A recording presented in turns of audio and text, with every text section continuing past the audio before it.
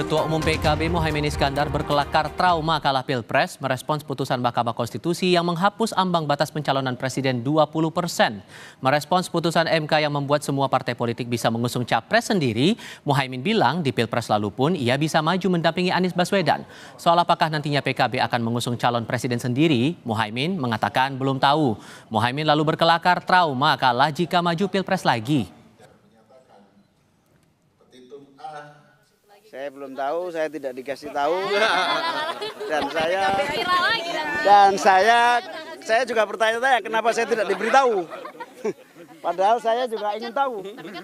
Iya, semua keputusan MK nggak ada yang nggak happy. Kalau nggak happy gimana keputusan penting? Kemarin juga bisa maju. Kemarin juga maju. Nanti maju, ya belum tahu, masih panjang. Trauma nggak itu? Trauma kalah. Oke ya. Belum tahu ngerasain tak kalah sih. Meski MK telah menghapus syarat ambang batas pencalonan presiden, Wakil Ketua Umum Partai Amanat Nasional yang juga menjabat sebagai Wakil Menteri Desa dan Pembangunan Daerah Tertinggal, Yandri Susanto, menyatakan partainya tetap setia pada Presiden Prabowo Subianto. Ditanya apakah PAN akan mengusung capres sendiri di Pilpres 2029, Yandri bilang Prabowo tetap yang terbaik. Sementara soal soliditas koalisi Kim Plus usai putusan MK, Yandri menjawab PAN solid dengan Prabowo.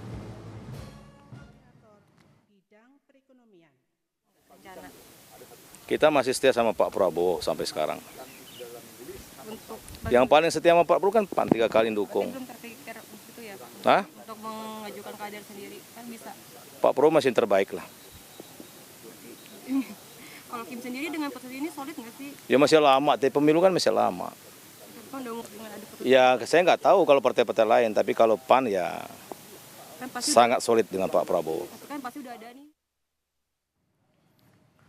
Politisi Partai Golkar yang juga Menteri UMKM, Maman Abdurrahman mengaku menghormati putusan Mahkamah Konstitusi yang menghapus ambang batas pencapresan. Namun, ia mengingatkan potensi demokratisasi yang justru menghambat konsolidasi nasional dan memunculkan figur yang hanya mengejar popularitas. Harus jadi catatan kita bersama, jangan sampai demokratisasi yang kita harapkan itu justru memiliki hambatan terhadap upaya kita mendorong konsolidasi nasional dan menuju ke arah yang lebih baik.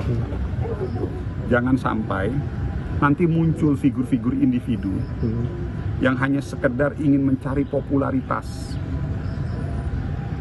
Itu aja. Akhirnya membangun narasi-narasi yang sifatnya tidak objektif dan cenderung kontraproduktif terhadap agenda besar.